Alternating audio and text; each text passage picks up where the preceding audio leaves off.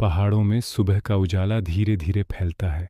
धूप पहले आकाश को छूती है, फिर पहाड़ों की चोटियों पर उतरती है और फिर धीरे धीरे नीचे घाटियों में बहने लगती है।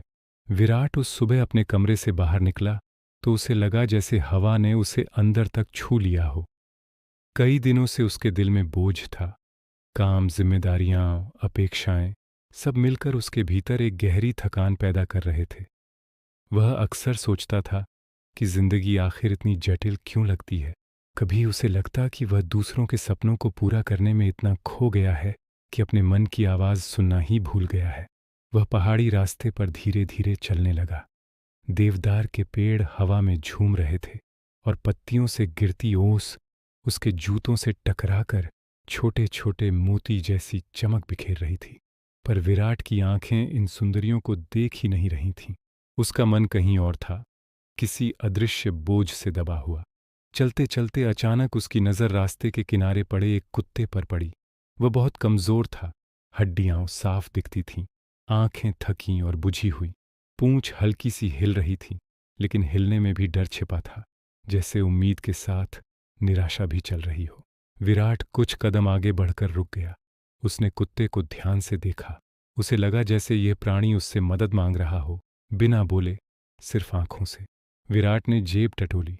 एक ही रोटी, बस एक, सुबह की चाय के साथ खाने वाली।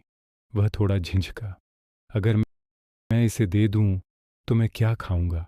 पर कुत्ते की ओर देखा तो लगा कि उसकी भूख विराट की भूख से कहीं बड़ी है। एक पल के लिए विराट ने आंखें बंद कीं, फिर बिना कोई और विचार किए उसने रोटी कुत्ते की ओर बढ़ा दी। कुत्ता पहले थोड़ा पीछे हटा, फिर सावधानी से आगे आया और एकदम भूखेपन से रोटी खाने लगा, जैसे कई दिनों से उसके पेट में कुछ नहीं गया था। उस क्षण विराट के भीतर कुछ बदल गया, जैसे दिल पर जमी कोई पुरानी धूल अचानक बारिश से धुल गई हो। एक हल्की सी गर्माहट उसके सीने में भर गई, जैसे किसी ने उसके मन का बोझ एकदम हल्का कर दिया हो। वह पल बहुत छोटा था, लेकिन विराट के भीतर उसका असर बहुत बड़ा। तभी उसके पीछे से एक शांत धीमी आवाज सुनाई दी, विराट, यह सिर्फ रोटी नहीं थी, ये तुम्हारे भीतर की करुणा का जागरण था। विराट ने मुड़कर देखा। एक वृद्ध भिक्षु वहां खड़े थे, सफेद वस्त्र, शांत चेहरा और आंखों में अजीब सी चमक। लोग उन्हें बोधि भिक्षु कहते थे। विराट ने हाथ जोड़कर प्रणाम किया और थोड़ा झेंप कर बोला, गुरुजी, मैंने तो बस एक कुत्ते को रोटी दी। भिक्षु मुस्कुराए। कोई भी दया का काम छोटा नहीं होता पुत्र। आज तुमने जिस जीव को खिलाया है वह तुम्हें 8 अनमोल फल देने वाला है, जीवन बदलने वाले फल। विराट चौंका। 8? एक रोटी से? भिक्षु उसके बहुत करीब आए और बोले, हाँ, और ये समझने के लिए तुम्हें मेरे साथ चलना होगा, क्योंकि समझ केवल सुनने से नहीं आती, जीने से आती है। विराट के भीतर उत्सुकता और श्रद्धा दोनों थीं। उसने सिर हिलाया, मैं तैयार हूं। भिक्षु आगे बढ़ने लगे और विराट उनके साथ चलने लगा। हवा अब पहले से भी शांत थी, जैसे पहाड़ उसके भीतर की यात्रा शुरू होने का स्वागत कर रहे हों। वे दोनों पहाड़ी के ऊपर बने एक पुराने पीपल के पेड़ के नीचे पहुंचे। पेड़ बहुत विशाल था, जैसे अपनी छाया में जीवन को बांधे हुए।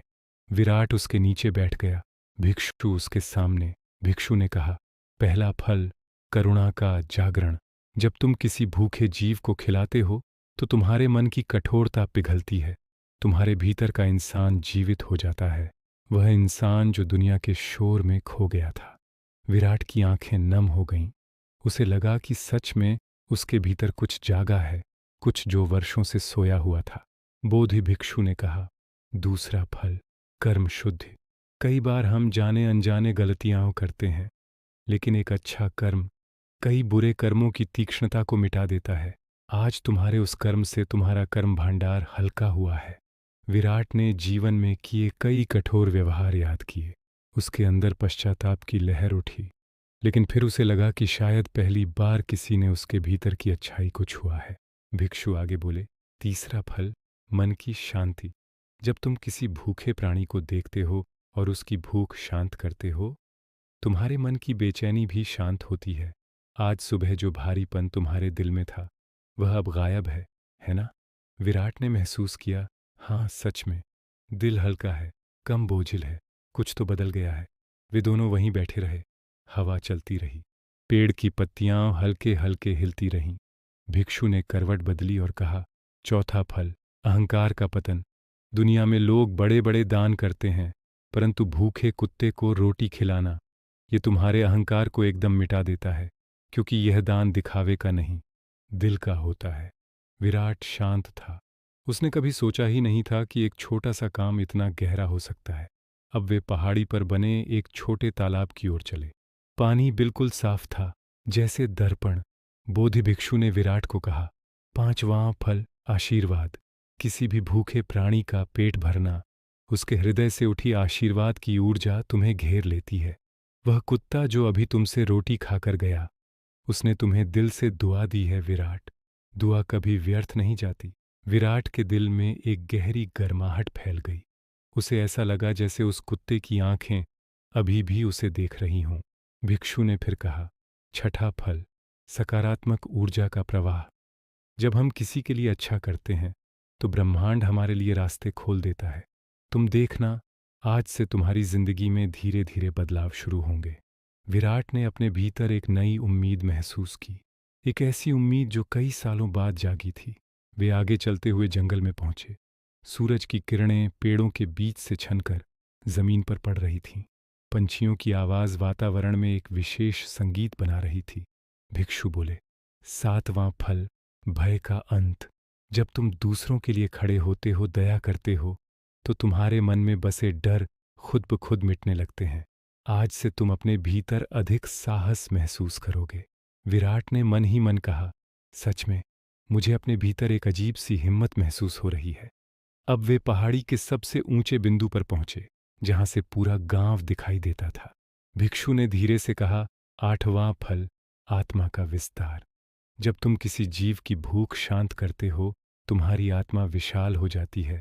तुम अब खुद के लिए नहीं, पूरी दुनिया के लिए जीना सीखने लगते हो। विराट की आंखें भर आईं। उसे लगा वह अब वैसा इंसान नहीं रहा जो सुबह घर से निकला था। वह भिक्षु के पैरों में बैठ गया। गुरुजी, मैं आगे क्या करूं?